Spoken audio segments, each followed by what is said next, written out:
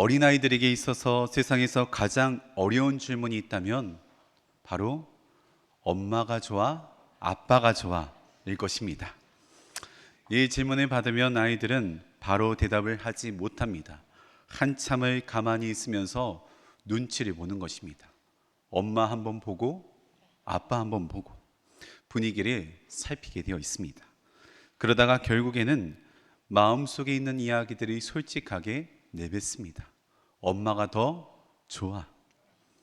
왜냐하면 이 어린아이들은 마음속에 있는 것들을 숨기지 못하고 고스란히 내비치기 때문인 것입니다. 그런데 이 어린아이가 초등학생쯤 되면 이야기가 조금 달라집니다. 같은 질문을 하면 이제는 바로 대답하지 않습니다. 잠깐 동안 생각을 하더니만 이렇게 이야기합니다. 엄마도 좋고 아빠도 좋아. 왜냐하면 한쪽만 이야기했다가 다른 한쪽이 서운하다라는 것을 너무나도 잘 알고 있기 때문입니다. 그래서 이제는 마음을 말하기보다는 상황을 고려해서 말하기 시작하는 것입니다.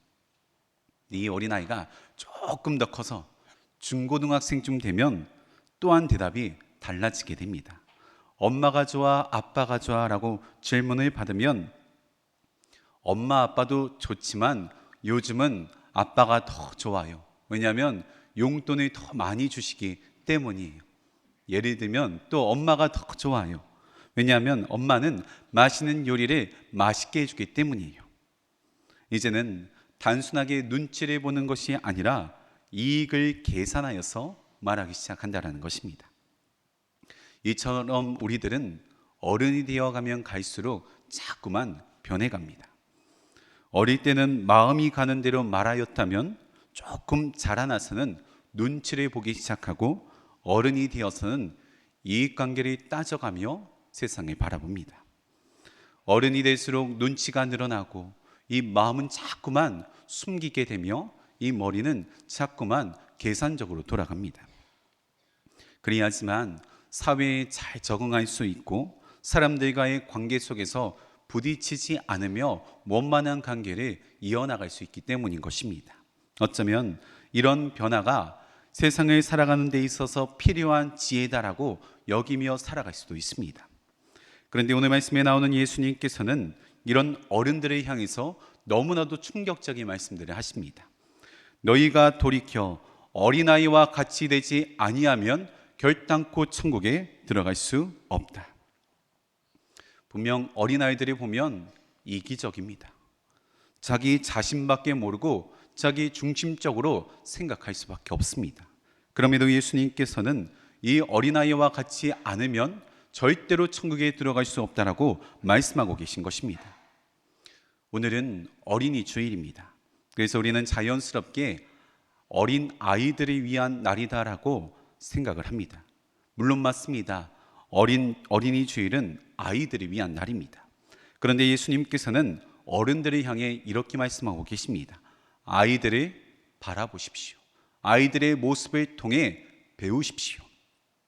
그래서 오늘은 특별히 어린이 주일에 아이들을 축복하는 것에서 한 걸음 더 나아가 우리 어른들의 모습을 돌아볼 수 있는 시간 되기를 간절히 소망합니다. 그렇다면 예수님께서 말씀하신 어린아이와 같은 믿음은 어떠한 믿음인가? 또한 천국에 들어가기 위하여서는 어린아이에게서 무엇을 배워야 하는 것인가? 오늘 말씀을 통하여서 영적인 교훈을 얻고 기도의 제목을 삼고자 합니다. 첫 번째로는 천국은 자기를 낮추는 사람이 들어갈 수 있습니다. 천국은 자기를 낮추는 사람이 들어갈 수 있습니다. 오늘 보면 4절 말씀 보시면 그러므로 누구든지 이 어린아이와 같이 자기를 낮추는 사람이 천국에서 큰 자니라. 예수님께서는 그 다음 스텝을 준비하기 위해서 본격적으로 12명의 제자들을 파송시키셨습니다.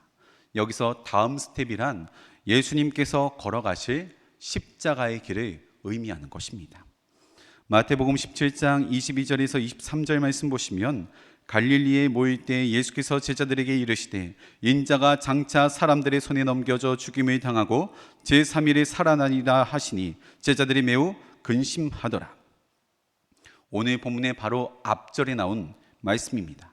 예수님께서는 반드시 십자가의 고난을 받으실 것이며 십자가에서 죽으실 것이고 3일 만에 다시 살아날 것이다 라고 말씀하고 계십니다. 분명 예수님께서는 대사 너무나도 큰 일을 준비하고 계십니다. 또한 예수님께서는 여러 차례 제자들에게 십자가에서 어떤 일이 일어나는지 분명하게 말씀하여 주었습니다. 그러나 제자들은 이 사실을 전혀 눈치채지 못하였습니다. 오히려 제자들은 부푼 기대감을 가지고 잔뜩 들떠 있었습니다.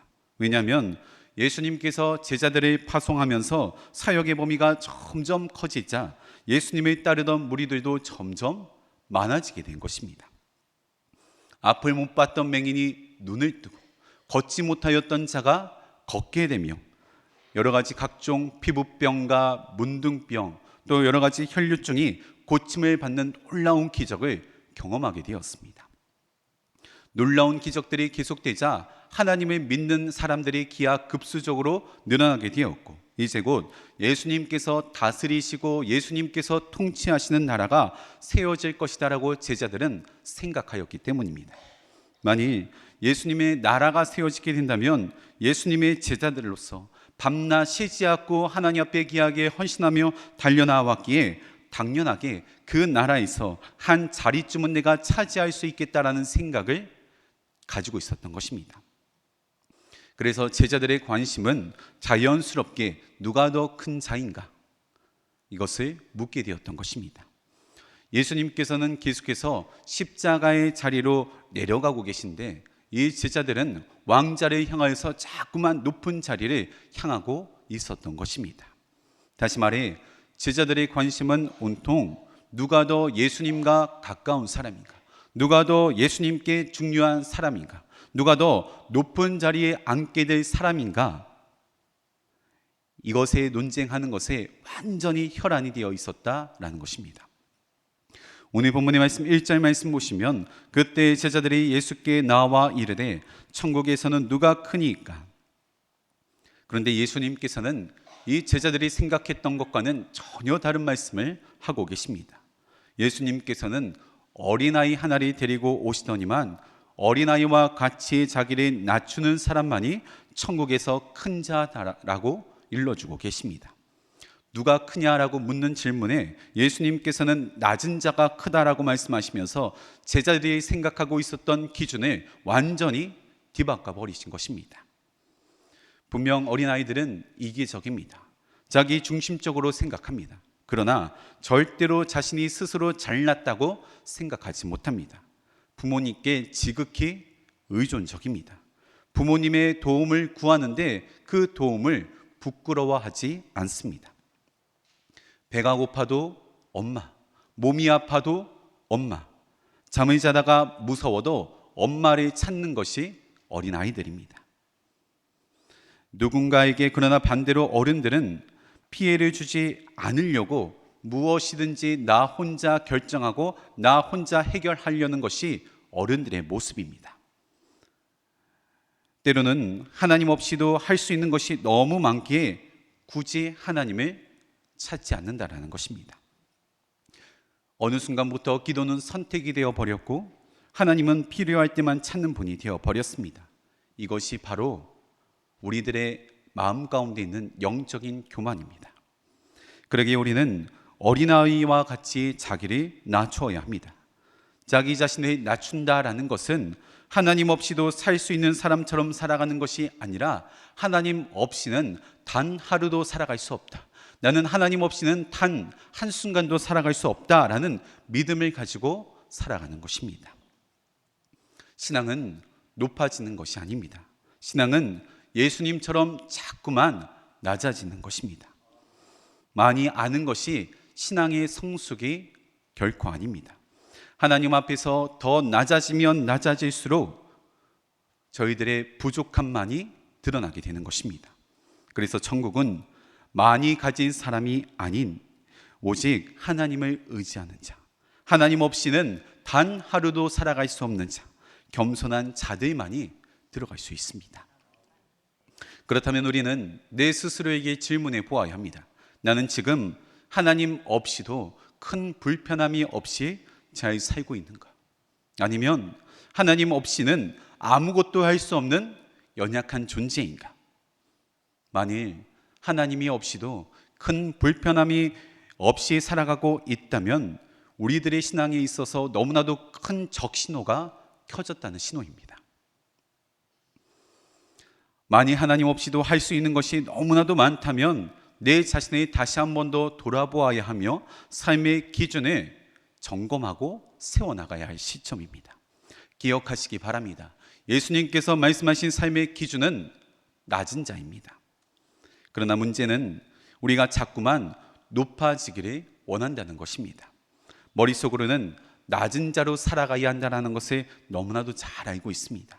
그런데 솔직히 저희들의 마음속 내면 깊은 곳에는 사람들에게 인정받기를 원합니다. 내 자신의 가치를 높여서 내 자신을 드러내고 싶고, 내가 이렇게 노력했다, 내가 이렇게 성과를 만들어냈다, 내가 이렇게 성공했다, 내 자신을 증명하며 살아가기를 원합니다. 심지어는 신앙생활 안에서도 그렇게 내 자신을 드러내기를 원합니다. 내가 얼마나 광림남교회를 위해서 헌신했는지, 내가 얼마나 광림남교회를 위해서 열심을 냈는지, 내가 광림남교회에 얼마나 중요한 사람인지 보이지 않게라도 자꾸만 드러내기를 원합니다. 그런데 예수님께서는 분명하게 말씀하십니다. 천국은 높은 사람이 들어가는 것이 아니라 낮은 사람이 들어갈 수 있는 곳이다라고 일러주십니다. 여기서 낮아진다라는 것은 자기 자신을 비하하라라는 것이 아닙니다. 나는 아무것도 아닙니다라고 말하면서 자신을 깎아내리는 것이 아니라 하나님 앞에서 자신의 자리를 정확하게 알라라는 것입니다. 나는 하나님 없이는 살 수 없는 존재입니다. 나는 하나님의 은혜 없이는 설 수 없는 존재입니다. 내 자신을 하나님 앞에 이렇게 낮추는 것입니다. 어느 날 한 사람이 죽어서 천국 문 앞에 이르게 되었습니다. 문 앞에서 천사가 묻습니다. 왜 당신이 천국에 들어와야 하는 것입니까? 이 사람이 자신 있게 이야기합니다. 네, 저는 교회 참 오래 다녔습니다. 교회에서 봉사도 많이 했고 11조도 꼬박꼬박 올려드렸습니다. 천사가 고개를 끄덕이면서 좋습니다. 그럼 점수로 환산해 보겠습니다.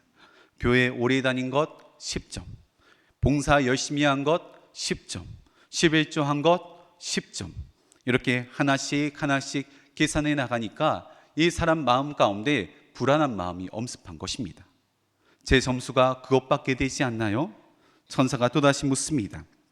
그러면 좋은 일 한 것이 더 있습니까? 네, 저는 하나님 앞에서 착실하게 살아갔습니다. 좋습니다. 그러면 플러스 15점, 총 합계가 45점입니다. 천사가 이어서 말합니다. 천국은 100점 만점이라야 들어갈 수 있습니다. 이 사람이 갑자기 당황하면서 아니 그럼 어떻게 천국에 들어갈 수 있습니까? 그 사람이 갑자기 무너져 내리면서 하나님의 은혜 없이는 저는 도저히 천국에 들어갈 수가 없겠네요.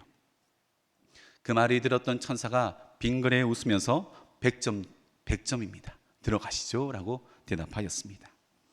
사랑하는 성도님들, 우스운 예와 같지만 우리들이 삶을 살아가면서 크게 착각하고 살아가는 것들이 있습니다. 천국은 신앙생활을 열심히 해서 점수를 쌓아 들어가는 곳이 절대로 아닙니다.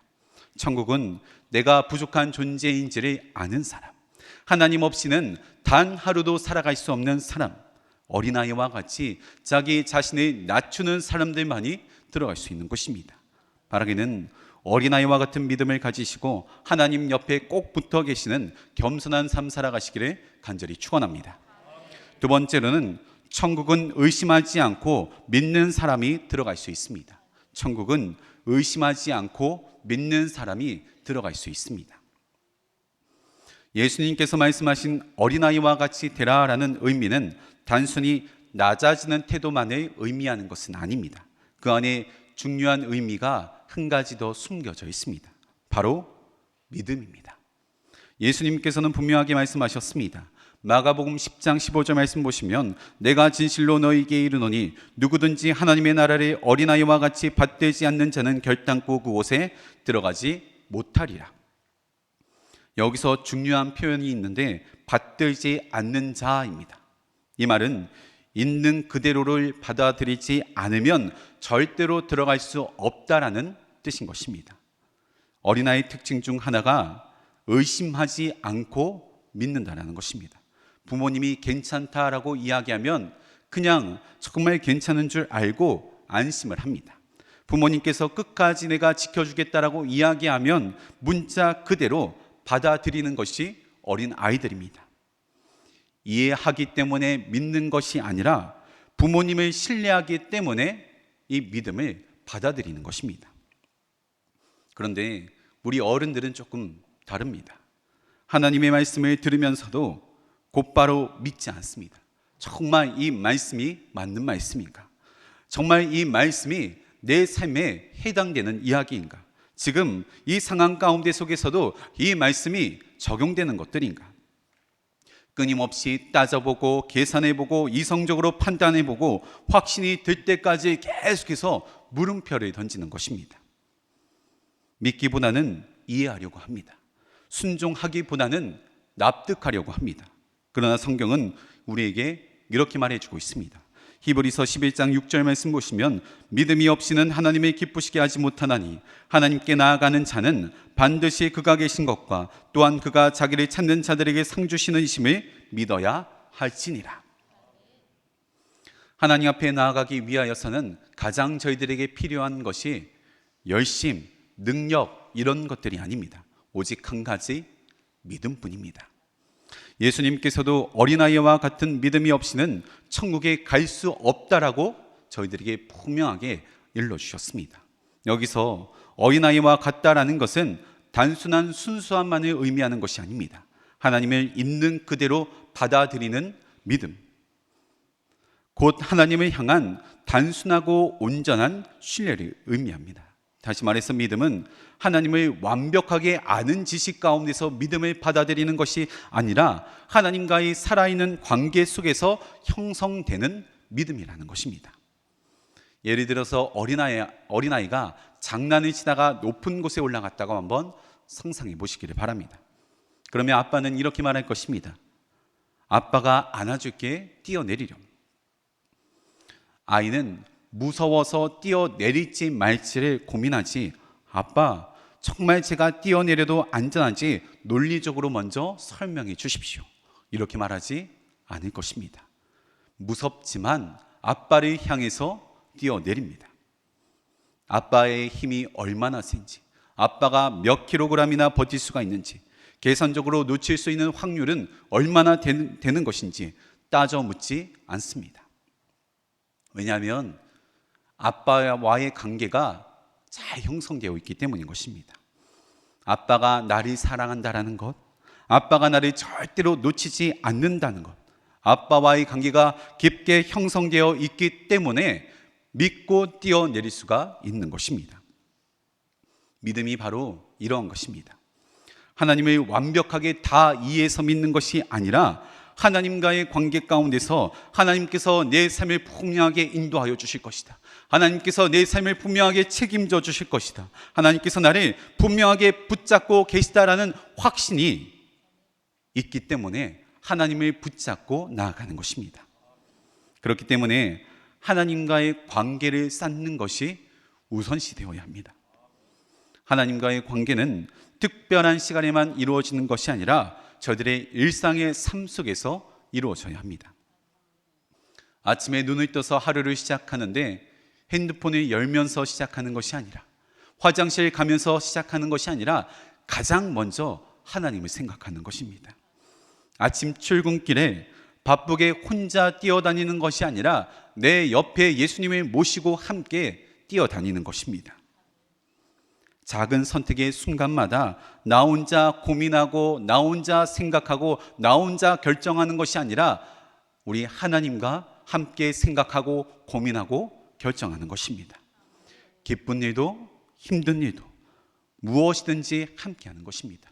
이것이 바로 하나님과 함께하는 삶, 것입니다. 또한 우리가 성경을 읽고 연구할 때도 헬러 원문을 들여다보면서 숨어 있었던 의미를 발견하는 일 자체가 중요한 것이 아니라 그 말씀을 통해서 하나님께서 무엇을 기뻐하시는지, 하나님께서 무엇을 싫어하시는지, 무엇을 중요하게 생각하시는지 하나님에 대해 알아가는 것이 더 중요하다는 것입니다. 그래서 믿음은 머리로 이해하는 것이 아니라 삶 속에서 하나님과 동행하며 차곡차곡 쌓아져 나아가는 것입니다. 결국 신앙의 본질은 하나님과 함께 살아가고 있는가, 하나님과의 깊은 관계 속에 있다라는 것입니다. 사랑하는 성도님들, 우리는 신앙생활을 하면서 아는 게 너무 많습니다. 그러다 보니까 재고, 따지고, 판단하고, 계산하고, 분석하여서 저희들의 믿음을 성장시키려 합니다. 그러나 예수님께서는 오늘 말씀을 통해서 저희들에게 다시 한 번 더 도전하십니다. 다시 어린아이처럼 믿으시기 바랍니다. 계산하지 말고, 따지지 말고 하나님과의 관계 속에서 쌓여진 단순하지만 단단한 믿음을 가지시기를 원하시는 분이 우리 주님이십니다. 바라기는 어린아이와 같은 믿음으로서 천국을 소유하시는 저와 여러분의 삶 되시기를 간절히 축원합니다. 마지막 세 번째로는 천국은 어린아이를 영접하는 사람이 들어갈 수 있습니다. 천국은 어린아이를 영접하는 사람이 들어갈 수 있습니다. 오늘 본문 5절 말씀 보시면 또 누구든지 내 이름으로 이런 어린아이 하나를 영접하면 곧 나를 영접함이니, 예수님께서는 말씀하십니다. 이 어린아이 하나를 영접하면 곧 나를 영접하는 것이다. 이 말씀은 어린아이처럼 작고 낮고 힘없고 연약한 사람을 어떻게 대하는지가 곧 예수님을 대하는 태도다라고 일러주고 있는 것입니다. 이 말씀은 너무나도 놀라운 이야기입니다. 왜냐하면 그 당시 사회에서는 이 어린아이가 지금처럼 중심축에 있었던 존재가 아닙니다. 고아나 가부나 나그네처럼 단지 보호받아야 할 존재, 사회적으로 낮은 위치에 있는 존재, 영향력이 없고 권리가 없는 존재로서 여겨졌기 때문입니다. 그런 어린아이를 예수님께서 세우시더니만 너희가 이런 자를 받아들이면 곧 나를 받아들이는 것이다 라고 말씀하신 것입니다. 그렇다면 예수님께서 말씀하신 이 어린아이를 받아들인다는 것이 무엇이겠습니까? 단순히 이 어린아이들이 바라보면서 인사를 잘해주고 미소로 맞이해주는 것을 의미하는 것은 아닐 것입니다. 이 어린아이들이 귀하게 여기며 마음을 다하여서 품어주고 돌봐주는 것을 의미합니다. 다시 말해서 작은 자를 귀찮은 존재로 여기지 않는 것입니다. 연약한 자를 부담스러운 존재로 여기지 않는 것입니다. 도움이 필요한 사람 외면하지 않는 것입니다. 이러한 삶이 주님을 영접하는 삶입니다. 우리는 종종 신앙생활을 할 때 예수님을 잘 믿고 예배에 빠지지 않고 기도만 열심히 하면 된다라고 생각할 때가 있습니다. 물론 신앙생활에 있어서 너무나도 중요한 이야기입니다. 그러나 예수님께서는 오늘 말씀을 통하여서 신앙은 예배당 안에서만 잘 드리고 끝나는 것이 아니라 작은 자, 연약한 자, 소외된 자를 대하는 삶으로 반드시 이어져야 된다라고 일러주고 계십니다. 어쩌면 마지막 심판대 앞에 서는 그날 이렇게 말씀하고 계신 분도 계실지 모르겠습니다. 주님께서 뭐 하다 왔니? 이렇게 물어보시면 주님, 저는 제 목숨을 다하여서 주님을 사랑하였습니다. 예배도 빠지지 않고 봉사도 열심히 하며 11조를 꼬박꼬박 올려드렸습니다. 그런데 예수님께서는 대뜸 내가 울고 있을 때 외면하지 않았느냐? 내가 도움이 필요할 때 지나치지 않았느냐? 너가 나를 밀어내며 귀찮게 여기지 않았느냐라고 말씀하실지도 모릅니다. 또한 반대로 주님, 저는 특별하게 한 것이 없습니다. 그저 제가 한 것이라곤 부족한 사람 곁에서 있어 주었고 연약한 사람들을 도와주었으며 아이들을 품어주었을 뿐입니다. 이때 주님께서는 내가 지극히 작은 자에게 한 것이 곧 나에게 한 것이다 라고 말씀하실 것입니다. 우리는 이 시점에서 우리들의 믿음을 돌아보아야 합니다. 혹시 내 신앙이 내 자신만을 위한 신앙은 아닌지, 내 삶의 문제를 해결받고 마음의 평안이 임하고 형통한 삶만을 원하였던 것은 아닌지 반드시 점검하고 돌아봐야 한다는 것입니다. 참된 믿음은 내 자신을 넘어서 이웃을 향한 사랑, 타자로 반드시 뻗어나가야 합니다. 내 곁에 있는 연약한 사람들을 바라보며 품어주며 위로가 필요한 사람, 정말 도움이 필요한 사람을 손을 붙잡고 외로운 사람들의 그런 마음들을 품어주는 자리까지 반드시 나아가야 한다는 것입니다. 또한 믿음은 주님을 향한 일방적인 고백으로만 끝나서는 절대로 아닙니다. 주님만 사랑합니다. 주님만 신뢰합니다. 주님만 따르겠습니다. 이처럼 입술의 고백은 많지만 정작 내 삶 가운데 찾아오신 예수님을 알아채지 못하고 그냥 지나쳐 버린다면 나중 얼마나 깜짝 놀랄 만한 일들을 경험하게 되겠습니까? 예수님께서는 때로 도움이 필요한 김 집사님의 모습으로, 때로는 눈물을 흘리고 있는 박 권사님의 모습으로, 작고 연약한 성도의 모습으로 저희들의 삶 가운데 자꾸만 찾아오십니다.